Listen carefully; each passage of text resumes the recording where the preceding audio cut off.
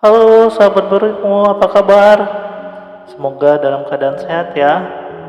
Setelah pada video sebelumnya kita telah membahas asal-usul kertas dan sejarah singkat kertas di beberapa negara di dunia, termasuk dampak negatif dan positifnya dalam penggunaan kertas.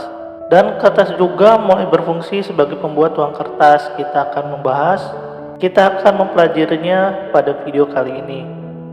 Sebelum kita mulai, seperti biasa, tolong dukungannya, like, subscribe, dan boleh komen untuk apa lagi yang kita pelajari berikutnya. Jika sudah, ayo kita mulai. Sejarah mencatat cikal bakal uang kertas digunakan sebagai uang muncul selama dinasti Tang. Perkembangannya berawal dari pedagang yang mengandalkan dokumen kertas.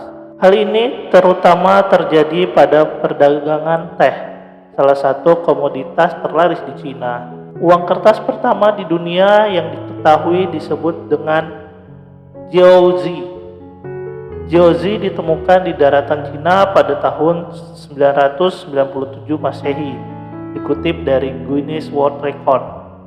Dokumen-dokumen kertas ini memungkinkan seseorang pedagang untuk mengumpulkan pembayaran di kas lokal manapun dan karenanya dikenal sebagai uang terbang. Uang terbang digunakan oleh pedagang kaya dan pejabat pemerintah pada masa dinasti Tang Cina pada tahun 618 sampai dengan 907 Masehi. Uang terbang ini adalah dokumen yang setara dengan Weselbank pada masa kini. Uang terbang memungkinkan seseorang menyetor uang dengan pejabat setempat dengan imbalan kwitansi kertas. Kwitansi kertas ini digunakan untuk menebus dengan jumlah uang yang sama di tempat lain. Para pejabat dan pedagang di masa itu mulai meninggalkan koin-koin yang berat kepada seseorang agen yang dapat dipercaya. Agen tersebut akan mencatat berapa banyak uang yang disimpan oleh pedagang di selembar kertas. Kertas semacam surat promes yang bernama jiaozi ini bisa digunakan untuk transaksi perdagangan seperti membeli barang.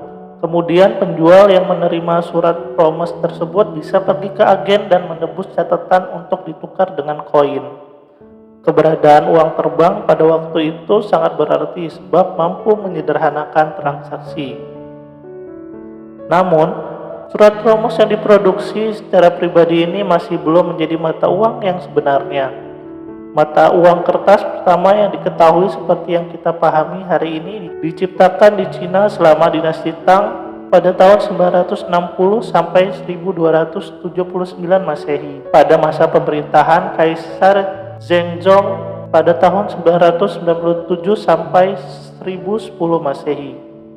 Uang kertas ini dapat ditukar dengan uang berbasis koin dan dapat ditukar antara individu. Mata uang kertas ini awalnya dipopulerkan tetapi menjadi terganggu oleh masalah inflasi setelah beberapa dekade. Setelah beberapa dekade terganggu akibat inflasi, jiaozi kemudian diganti oleh catatan yang disebut huizi yang dicetak oleh dinasti Song pada tahun 960 hingga 1279 Masehi.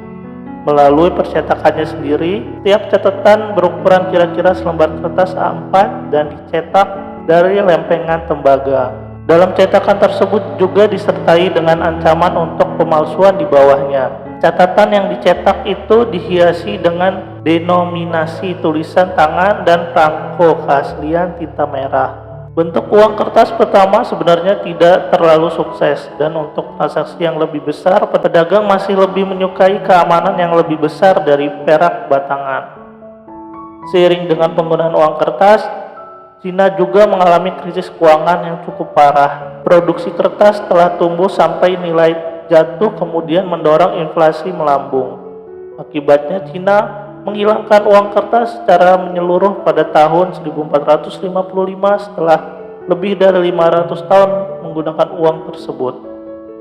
Bahkan tidak menggunakannya lagi selama beberapa ratus tahun sesudahnya. Sementara itu, praktik penggunaan uang kertas baru dimulai populer di Eropa pada abad ke-17.